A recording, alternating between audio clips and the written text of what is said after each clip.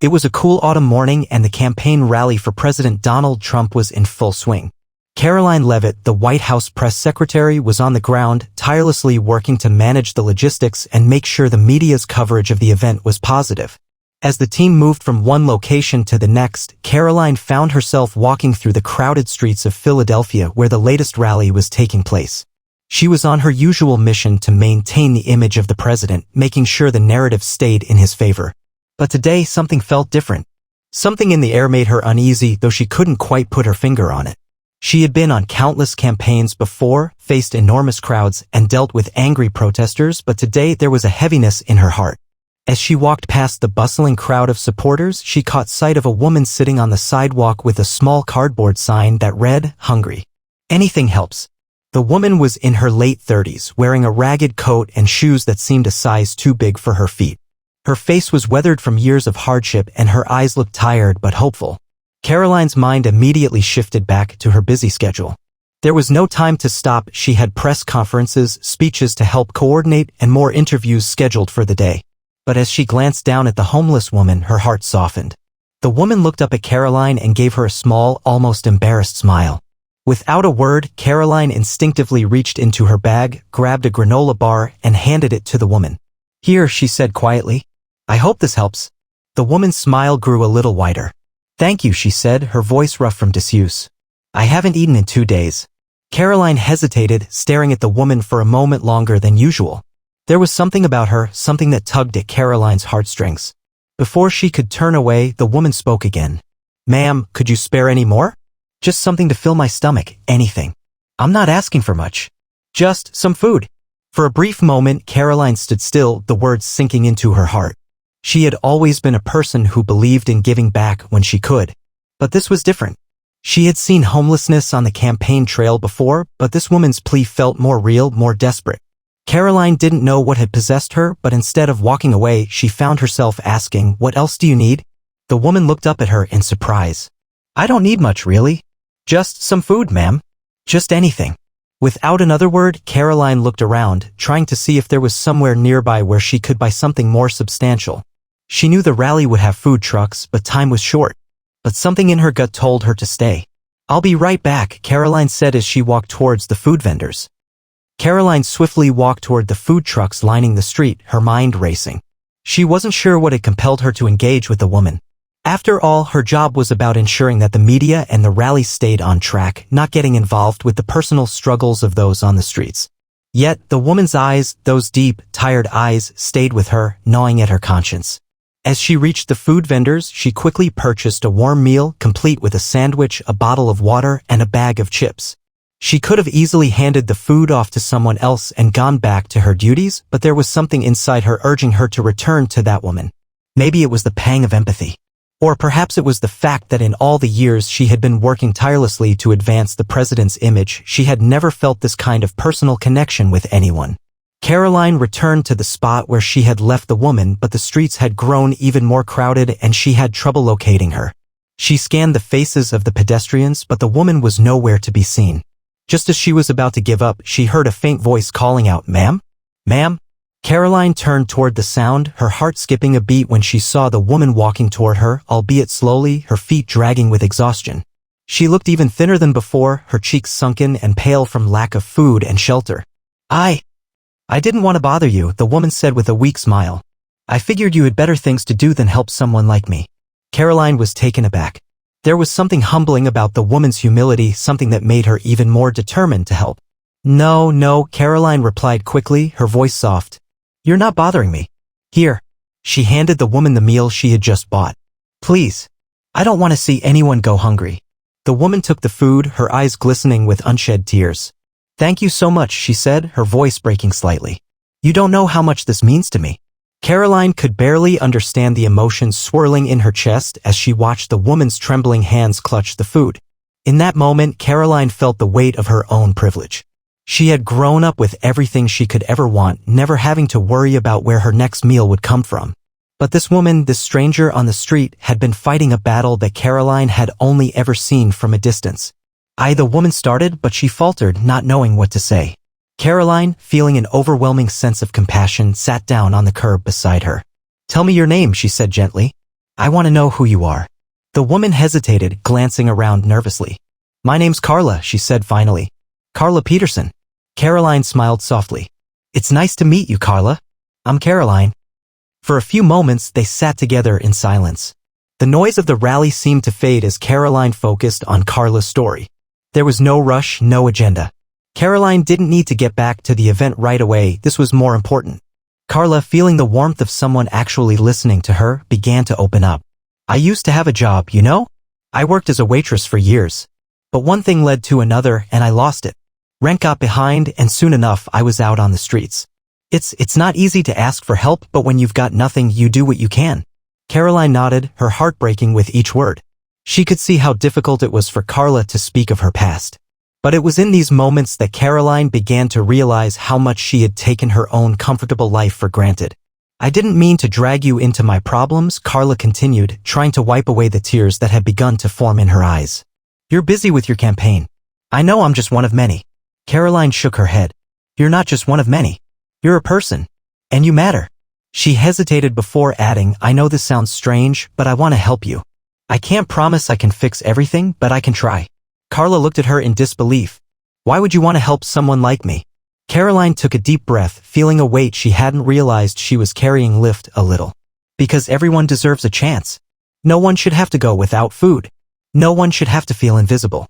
As they talked, the rally continued in the background, the sound of chanting voices and cheering supporters faint against the more intimate conversation unfolding on the street corner. Karoline had always been focused on the big picture, policy, media, strategy. But today, in this moment, she realized that sometimes the small, personal stories were the ones that truly mattered.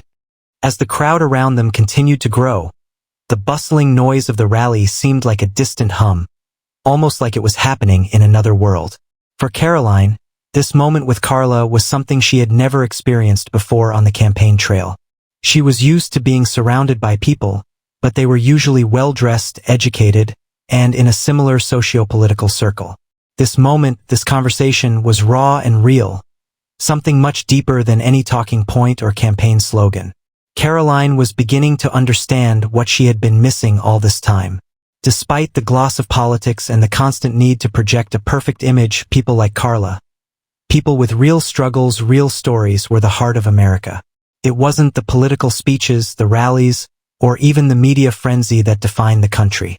It was the stories of people like Carla that made America what it was. As Karoline sat next to Carla, she couldn't help but ask, what happened to your family? Did you have anyone who could help you when things started to go wrong? Carla looked down at her hands, gripping the sandwich Karoline had given her. She seemed lost in thought for a moment before responding. My mom passed away when I was a teenager. My dad, well, he was always gone, working.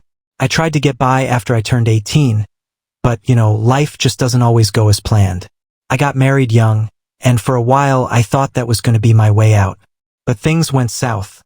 He left. No kids, just me. The silence that followed hung heavy in the air. Karoline could hear the raw pain in Carla's voice and saw the deep scars left on her by years of disappointment. It was a reality Karoline had never experienced. But now, sitting there, she could feel the weight of it pressing down on her chest. I'm sorry, Karoline said, her voice softer now, more genuine. I can't imagine how hard that must have been for you. Carla wiped her eyes with the sleeve of her coat, trying to keep her composure. It's okay, she whispered. It's just hard sometimes to keep going, Karoline nodded in understanding. I get it. It's hard. But I want you to know something, Carla. I'm not just here because of the campaign. I'm here because you matter. You've got a story, and your life has meaning. No one should ever make you feel invisible, especially when you're doing everything you can to survive. Carla let out a shaky breath. No one's ever said anything like that to me. Not in a long time. They sat together for a long while, not speaking much more, but somehow understanding each other in a way that words couldn't fully express. In the distance, Karoline could hear the rally winding down. The speech was nearly finished, and she knew she had to return to her duties soon. But for now, she felt more at peace than she had in years. It wasn't about the speeches or the media frenzy. It was about a human connection that transcended politics. Before standing up, Karoline looked at Carla and said, "I want to help you.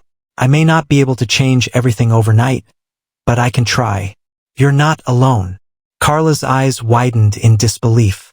"You mean that?" Karoline smiled gently. "I do, and I'll figure out a way to make sure you get the support you need. Just promise me you'll keep in touch. Let me know what you need." Carla wiped her eyes again, but this time, the tears were mixed with a look of hope, a feeling she hadn't had in a long time. "I will. I don't know what to say except thank you. Thank you for seeing me." Karoline stood up and gave Carla a small hug, a gesture that felt both unfamiliar and right. The rally was over, but the journey Karoline had begun that day was far from it. She wasn't sure what the future held for Carla, but she knew that she had made a difference in this woman's life, even if it was just for a moment. As Karoline walked away from the corner where she had just shared an unexpected and intimate moment with Carla, the reality of the situation started to settle in. The crowd from the rally was dissipating and the streets were starting to clear. Karoline had fulfilled her immediate responsibilities, ensuring that the press had the right message, making sure the event was executed without a hitch, but the conversation with Carla lingered in her thoughts. It had been only a few minutes, yet it had affected her in ways she couldn't quite put into words. She had always been driven by a sense of duty and the desire to push the president's agenda, but today something had shifted within her.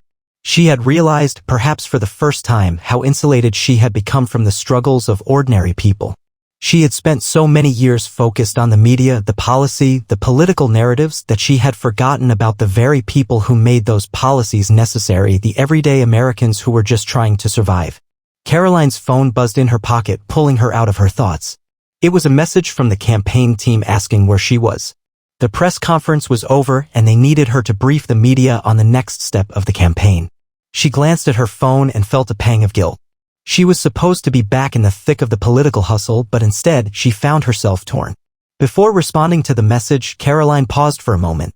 She needed to reflect. She needed to figure out what had happened today and how she could move forward, not just for the sake of her job, but for herself as well.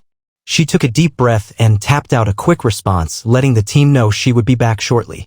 But she wasn't just going back to her usual duties. Something had changed.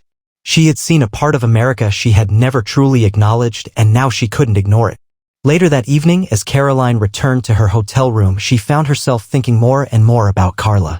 She couldn't shake the image of the woman's tired eyes and the raw vulnerability she had shown. It wasn't just the desperation for food that had struck her, but the loneliness, the sense of being forgotten by society. Karoline couldn't stop wondering how many others like Carla were out there, invisible in the chaos of politics and media coverage. Karoline decided to take action. She began researching shelters and organizations that provided support for homeless people, especially those who had been left behind by the system. She knew that her platform as the White House press secretary was powerful. She had access to resources and connections that others didn't, and for the first time, she felt a deep desire to use that privilege for good. She made some calls, connected with local groups in Philadelphia, and within hours she had arranged for a meeting with the organization that had been helping the homeless in the city for years. Karoline was determined to help Carla, but she also wanted to make a broader impact. She knew that the issue of homelessness wasn't going to be solved with a few kind gestures. It would take systemic change, community support, and a long-term commitment to address the root causes of poverty. But Karoline wasn't ready to give up on the people she had met that day. She felt an overwhelming sense of responsibility, not just to Carla, but to anyone who had ever felt invisible, anyone who had been left behind in the pursuit of power and politics. The next morning, Karoline took a break from her usual duties and traveled back to the street corner where she had met Carla. She had promised herself that she would do whatever she could to make a difference, no matter how small the gesture seemed. When she arrived, she looked around for Carla, hoping to find her again. But the spot where Carla had sat the day before was empty. The streets were crowded with the remnants of the rally, discarded flyers, empty coffee cups, and broken banners, but Carla was nowhere to be seen. Karoline's heart sank for a moment, and she wondered if she had missed her. Just as she was about to leave, she noticed a familiar figure walking slowly down the street, carrying a large bag. It was Carla. She was wearing the same worn-out coat, but her gait was different. There was a faint glimmer of hope in her step. Karoline rushed over to her, and when Carla saw her approaching, her face lit up. "You came back." Carla said in surprise, her voice full of emotion. I didn't think I'd see you again. Karoline smiled, her heart swelling with relief. I told you I would. I didn't forget about you, Carla. For the next hour, Karoline sat with Carla, talking about resources, shelters, and options that could help her get back on her feet. They discussed the difficulties Carla had faced and the services she needed, but Karoline also reassured her that she was not alone. She promised to follow up to make sure Carla received the help she needed and to ensure that she would not be forgotten. Before they parted ways, Karoline handed Carla an envelope with contact information for a local shelter and a small amount of money. Please reach out when you're ready. You deserve better than this, Karoline said. Carla clutched the envelope, tears welling up in her eyes. Thank you, she whispered, her voice trembling. I don't know what to say. Karoline gave her a final, heartfelt hug. You don't have to say anything. Just know that someone cares. As Karoline walked away, her heart felt lighter. She knew there was still much work to do. There were so many others who needed help, so many more stories like Carla's to uncover. But for now, she had made a difference in one person's life, and that was enough. As days turned into weeks, Karoline found herself reflecting on that single, seemingly small encounter with Carla. It wasn't just a fleeting moment or a political talking point, it had become something more. That conversation, that bond she had shared with a woman who had once seemed so distant from the world she knew, had ignited something deep within her. It had given her a renewed sense of purpose, one that transcended politics, speeches, and media coverage. She returned to her duties as White House press secretary, but her heart and mind were no longer solely focused on managing the message of the campaign or preparing for the next rally. She had become more aware of the larger issues facing people like Carla, issues that, as a political insider, she had often overlooked in favor of higher-profile concerns. One evening, as Karoline sat in her office reviewing reports, her phone buzzed with a text message. It was from Carla. I just wanted to thank you again. I got a bed at the shelter you recommended. They're helping me with my job search and things are looking up. I don't know what I would have done without you. I won't forget this. Karoline felt tears well up in her eyes as she read the message. The words she had shared with Carla, the promise she had made, were starting to bear fruit. She had done something meaningful, something real. But it wasn't just about Carla. As Karoline continued to immerse herself in her work, she began to see the ripple effect of her actions. She reached out to local organizations and met with individuals who worked tirelessly to address homelessness and poverty. Her role as press secretary gave her an unusual platform to advocate for these causes, one she had never fully realized until now. At the next press briefing, Karoline stood before the cameras and the reporters, ready to discuss the latest policy developments. But before she dove into her usual talking points, she paused and addressed something entirely different.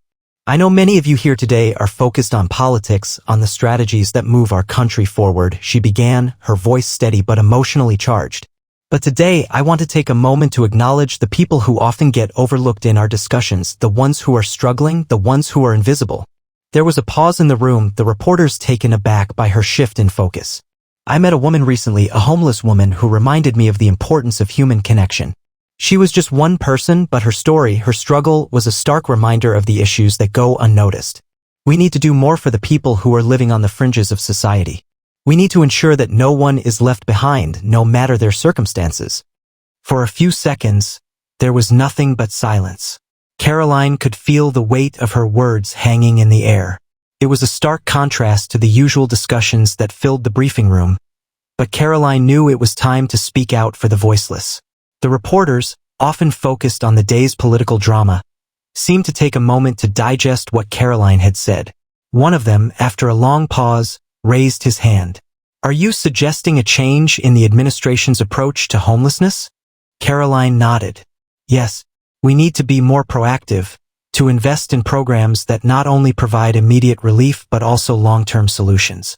We need to make sure that we're helping people get back on their feet, not just giving them a handout, but providing real opportunities for a better life. And it's something I'm personally committed to advocating for. From that day on, Karoline found herself invited to more discussions, more meetings about the intersection of politics and social issues. Her newfound passion for helping those in need didn't align with the typical political rhetoric, but that didn't matter to her anymore. She had seen the difference a single act of kindness could make, and she wasn't going to stop there. Her campaign team, at first unsure of her shift in focus, slowly began to understand her commitment. They realized that by broadening their perspective and acknowledging the struggles of the everyday American, they could connect with voters in a more authentic way. It wasn't just about policies, it was about humanizing those policies, about showing that the government was not a distant, cold entity but a force that cared about real people and their lives. Weeks later, as Karoline visited another shelter to follow up on her work with Carla, she found herself filled with a sense of fulfillment she had never known before. It wasn't just the work she had done for Carla that mattered, though that was important. It was the larger impact she was having. She was no longer just a figurehead for the White House. She was someone who had seen the struggles of ordinary Americans and was committed to making their lives better. And in the end, that's what Karoline realized was truly important. It wasn't the speeches, the press conferences, or the political victories. It was the human connections, the moments when she could make a real difference in someone's life. Those were the moments that mattered most. As she stood in the shelter's office, speaking with a social worker about the ongoing programs for homeless women, Karoline smiled to herself. She knew she had done something powerful, something that would resonate long after the campaign was over. And no matter where her career took her, she would always remember the woman who had taught her the true meaning of compassion.